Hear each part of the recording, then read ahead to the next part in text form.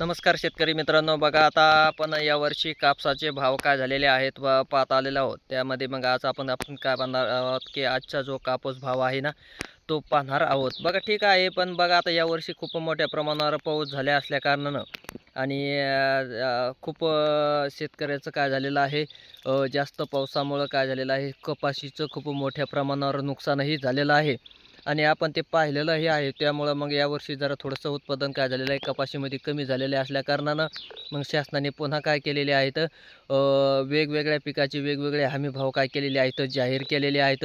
त्यामध्ये मग कापसाचाही भाव काय केलेला आहे, शासनाने जाहीर करून मग शेतकऱ्याला थोडीशी काय केलेली आहे, आर्थिक आधार दिला म्हटलं तरी काही अडचण नाही.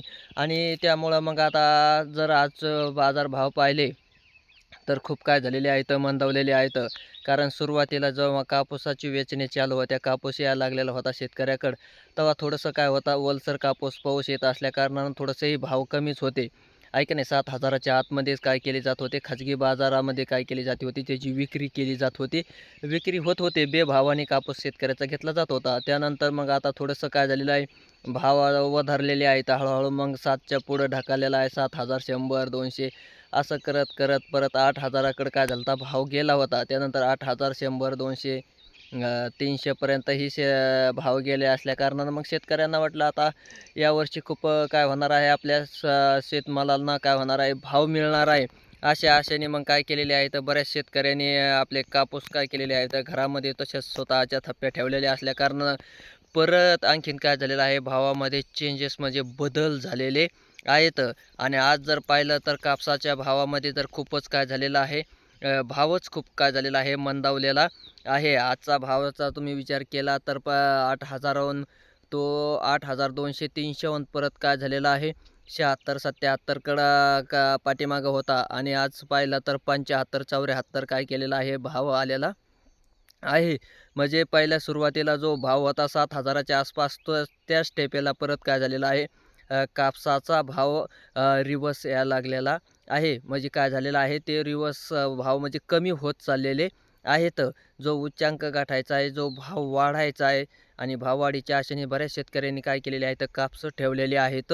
ते आशेची निराशा काय झालेली आहे, शेतकऱ्याची झालेली असल्या कारणानं शेतकरी काय झालेले आहेत, तर थोडेसे निराश झाल्यासारखेच झाले म्हटलं तरी काही अडचण नाही. कारण जो भाव वाढायचा होता कापसाचा, आता जो अपेक्षित भाव आहे कापसाचा 8,110 रुपये शिशी जो आहे ना हमी भाव, आणि तो हमी भावापेक्षा सुद्धा काय झालेला आहे, तर आणखीन कमी भाव काय झालेले आहेत, कापसाचे झालेले आहेत. मग तो 76, 75 किंवा मग 74 बस 75, आजचा भाव पाहिला तर 75, 74वरच काय केलेलं आहे, येऊन ठेपलेला आहे. आणि शिशी आहे तर 8,110 रुपये भावाने काय केलेला आहे, त्यांनी हमी भाव काढलेला आहे. त्या कारणाने शेतकऱ्याचा माल विक्री होत नाही, खाजगी बाजारामध्येही नाही. आणि शिशी आयला जे शासन कापूस खरेदी करतं आहे, तिथंही वेगवेगळे बऱ्याच प्रकारचे नियम वगैरे अटी काय केले जातात. शेतकऱ्यांना लावलं जातं, त्याचं मावचर वगैरे तपासलं जातं आणि त्यानंतर त्याचा भाव ठरला जातो. आणि नंतर मग तो कापूस काय केला जातो, शासनाने खरेदी केला जातो. कधी काळी शेतकऱ्याचा तो नेलेला कापूस तो मावचरच्या अभावी थोडासा कचरा वगैरे खराब माल म्हणून काय रिजेक्ट केला जातो आणि शेतकऱ्यांना परत तो वापस माल घेऊन यावा लागतो. असंही बरेच शेतकऱ्याच्या बाबतीत काय झालेलं आहे, पाहावयास मिळालेलं आहे. ठीक आहे, पण आजच्या भावाचं पाहता थोडंसं काय झालेलं आहे, भाव मंदावलेले आहेत. आणि परत शेतकऱ्यांची काय झालेली आहे, एक चिंता वाढलेली आहे, की आणखीन असेच भाव काय होणार आहेत, कमी होत जातात का काय, परत शेवट कुठपर्यंत भाव येतात काय येतात. आपण आहे की नाही, कापूस तर यावर्षी थोडंसं कमी पिकलेला आहे आणि त्यातूनही आपण ठेवलेला आहे. जो जेव्हा 8,000 झाला होता तेव्हा विक्री केली असती तर बरं झालं असतं. असे शेतकऱ्याच्या मनामध्ये द्विधावस्था काय झालेल्या असतात, निर्माण झालेल्या असतात. पण भावामध्ये आणखीन काय होणार आहे, तर थोडेसे बदल होणार आहेत, भाव वाढणार आहेत, वधारणार आहेत. थोडेसे शेतकऱ्यांनी थोडंसं थांबून कापूस विक्री केली तरी काही अडचण नाही. कारण आता एकाएकी काय झालेलं आहे, भाव कमी कमी होत चाललेले आहेत. पण आणखीन हा महिना थोडंसं भावामध्ये थोडंसं काय होणार आहे, मिनिमम कमी जास्त राहील. आणि पुढच्या महिन्यामध्ये भावामध्ये आणखीन खूप मोठ्या प्रमाणावर काय होणार आहे, मार्चमध्ये फरक जाणून आपल्याला येणार आहे. मग ज्या शेतकऱ्याकडे कापूस असेल त्यांनी काय करायचं आहे, अद्याप घाई न करता काय करायचं आहे, थोडंसं थांबून कापसाची विक्री केली तरी काही अडचण नाही. कारण बदल होतं. कापसाचं खूप मार्केट मोठं आहे आणि जागतिक स्तरावर चालतं, आहे की नाही. दुसऱ्या देशातूनही आपल्या देशात कापूस आयात केला जातो. परत आपल्या देशातूनही दुसऱ्या देशात निर्यात केला जातो. हे जागतिक स्तरावर चालणारं हे कापसाचं मार्केट आहे.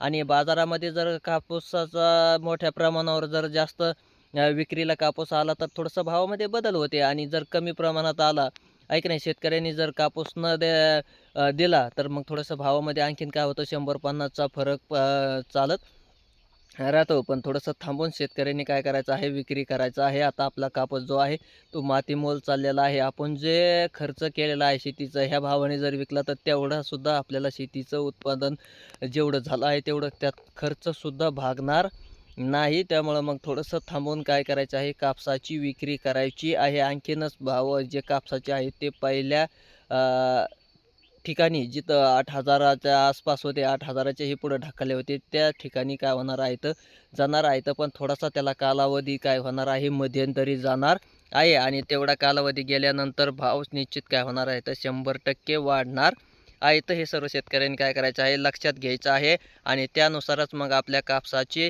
विक्री करायची आहे. कारण आता शासन जे कापूस खरेदी करीत होतं ते सध्या तात्पुरतं काय झालेलं आहे, बंद झालेलं आहे. म्हणजे जी खरेदी काय केलेली आहे शासनाने, आता CCI जे आहे ते बऱ्याच ठिकाणच्या काय झालेले आहेत, बंद पडलेले आहेत. शासकीय कापूस खरेदी करतात ते थोडंसं काय झालेलं आहे, थांबलेलं आहे. आणि त्यानंतर आता परत त्या CCIच्या जी खरेदी करते त्याच्याही भाव काय झालेला आहे, आतमध्ये रिवर्स आलेला आहे. त्यामुळं मग आणखीन चालू होण्याचे चान्सेस आहेत. मग आणखीन अधिकृत काही माहिती वगैरे नाही. पण भाव रिवर्स आलेल्या असल्या कारणानं आपण एक अंदाज काढू शकतो. तसं काही आणखीन हालचाली शासन स्तरावर काही दिसल्या नाहीत.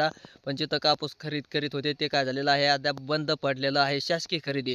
आणि खाजगी बाजारभावामध्ये मग त्यांच्या मनमानी कारभार असतो. त्या हिशोबाने ते काय करत आहेत, कापूस शेतकऱ्याचा खरेदी करत आहेत, विकत घेत आहेत. मग ज्या शेतकऱ्यांना काही घाई वगैरे नसेल विकायची, त्यांनी थोडंसं थांबून काय करायचं आहे, कापसाचा आपल्या विक्री करायची आहे. आणखीन भावामध्ये खूप मोठ्या प्रमाणावर काय होणार आहे तर बदल होत चालणार आहे. कारण जागतिक स्तरावर चालणारं हे खूप सर्वात मोठं मार्केट म्हणजे कापसाचं मार्केट काय केलं जातं, गणलं जातं. त्यामुळं मग थोडंसं थांबून घाई न गडबड न करता काय करायचं आहे, आपल्या कापसाची विक्री करायची आहे. धन्यवाद.